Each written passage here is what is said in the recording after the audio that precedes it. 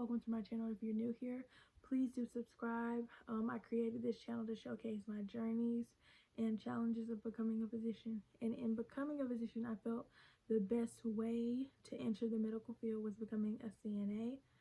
And this video will be about what a CNA is, the responsibilities of a CNA, education requirements, exams, salary, uniform, and any additional information I will have linked below so you can check that out yourself. Okay, so what is a CNA exactly? A CNA is a certified nursing assistant, also known as CNA. They also are called nursing assistant or nurse's aide, also known as NA. Something that you will learn in your class when along the lines of the chain of command in a medical facility is that CNAs are at the bottom of the chain of command. Although we are at the bottom, our jobs are very important. We're here to help. Basically, of course, it's in the name. We're here to assist the nurses, and in doing so, we observe everything, and in observation, we can prevent a lot of accidents from happening.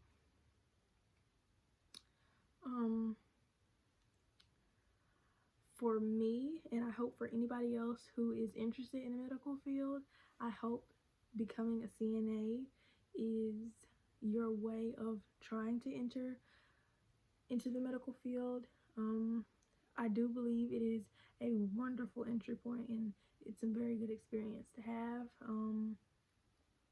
And basically, CNAs, they just help patients with daily activities of life. That's majority of those you will learn in the class, and they're normally under the supervision of a nurse.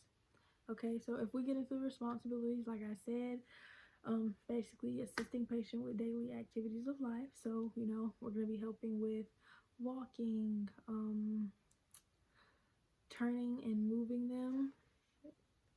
That's mostly for like patients, or like during procedures where patients can't really help themselves, we have to help them out just a tad.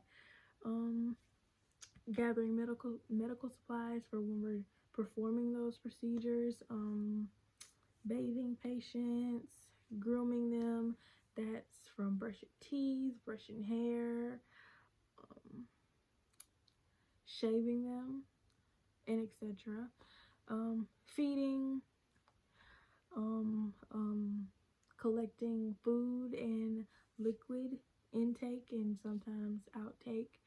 We're going to be checking vital signs, most definitely. Answering patient calls, documenting information, cleaning rooms and bed linens, stocking supplies, assisting with medical procedures, safety precautions, and also transporting and assisting with wound care. For the education it requires to become a CNA, it's normally just a class. That class will normally last from about 4 to 8 weeks. They can be offered from anywhere from a high school, a hospital, vocational, or community school. They can be offered at many different places. For me, it was offered at my high school. I went to Bainbridge High School in Bainbridge, Georgia. It was offered at my high school. We have this thing that's called a pathway, and to complete a pathway, you have to take 3 classes of this pathway to complete it. And I chose the healthcare pathway. The first class was basically just the legal element of healthcare, so things like HIPAA, patients' rights, and mostly medical terminology. The second class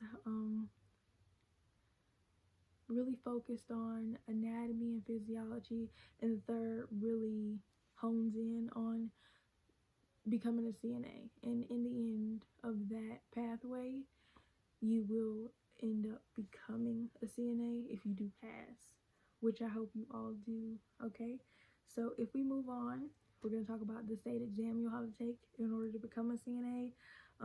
There are 3 parts of the test, written, oral, and skills.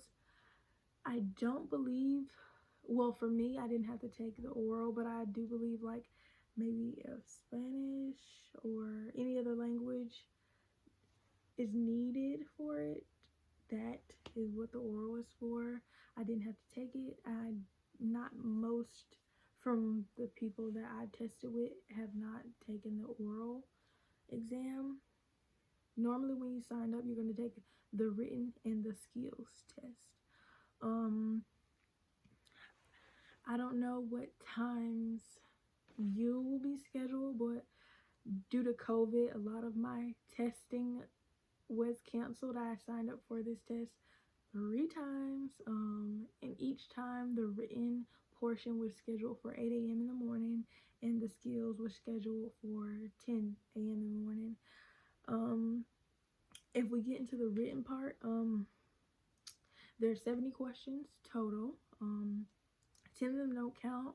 They're like, just tests for like the testing board to see like what you know, and just filler questions.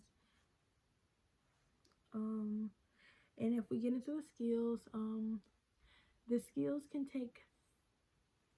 it takes 30 minutes for each person, and normally it's 2 people in one group, so it'll be an hour for each group testing.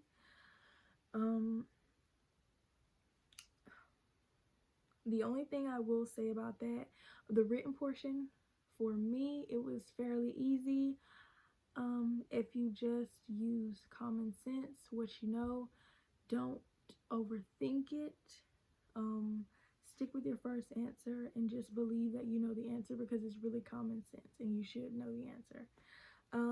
When it comes to the skills, you need to know those skills like you know the back of your hand. That's really the only way you're going to pass, is if you know them fairly well. There's over, I do believe, 23 skills, and I don't know how that differs in different states because I'm located in Georgia. I don't know how many skills are in the other states, but I do know there are 23 in the pamphlet that you will get for the state skills test. With those 30 minutes for each person is going to be given 5 skills to complete. The first skill is always hand washing. You need to know how to wash hands. You're going to wash hands before and after every procedure that you do complete. So that is very important for cutting down on the spreading of germs. The second one is always a measurement skill. There are 5 for the skills that I had to learn for my testing. Those 5 were blood pressure, respirations,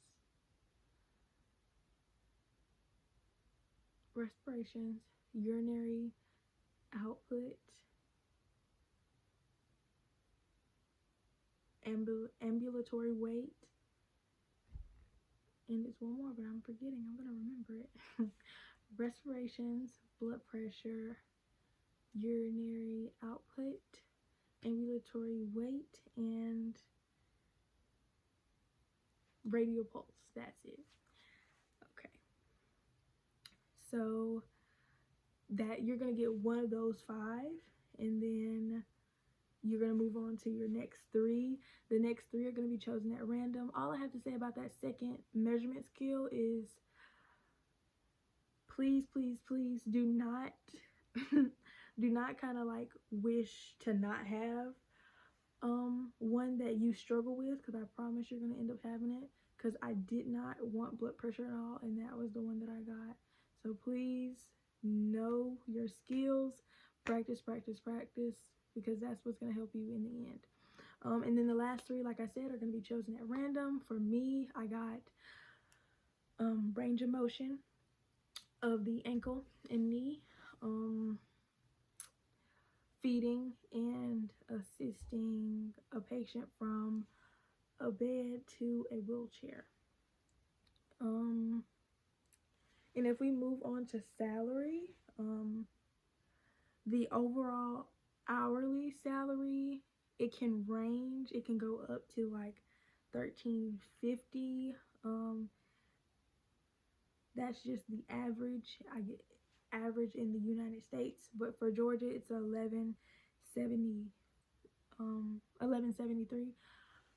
For me, what I've been seeing is 10. The jobs that I have been offered, they start at 10, and then like, let's just say you work on weekends, you might get a small pay rate, small, like, what is the word for it? It's a small upgrade in pay. So maybe like a few cents extra for working on the weekends, and specific shifts will get a pay upgrade, I guess. But for Georgia, it is 1173. Uniform, it's always, for the most part, gonna be scrubs. Gonna have tops and bottoms, and sneakers. I wouldn't buy really nice sneakers. I would buy like working sneakers. Expect them to get dirty, so don't wear any nice high-priced shoes, please. The shifts, I don't know about any of the shifts, but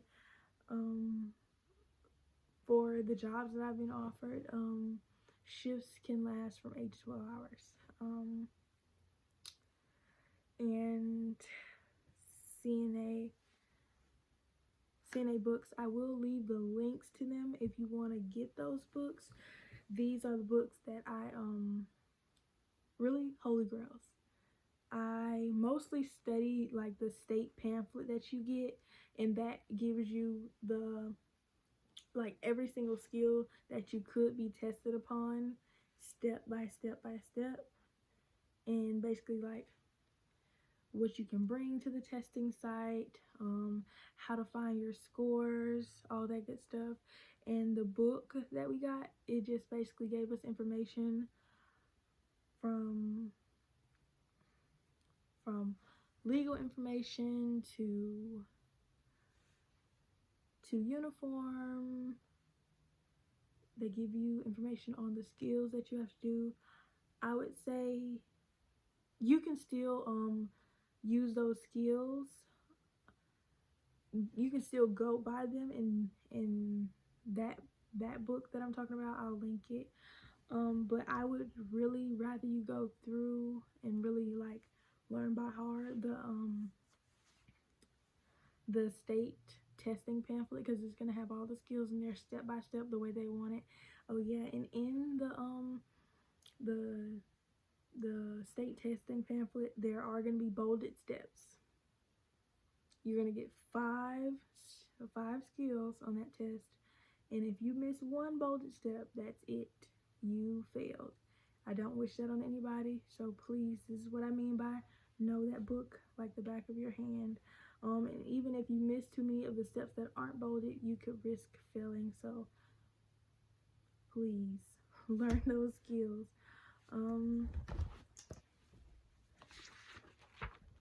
And that's really about it. So thank you so much for being here. If you made it this far, please like, comment, and share. And I will still have a few more links to send. Like I said, the CNA book that my instructor provided at the beginning of the semester that we went through and we tested upon, and also the state testing book that you will need, that I do believe is the holy grail to passing that state test. And also for the information I did provide in this video. So thank you so much, and y'all have a wonderful day.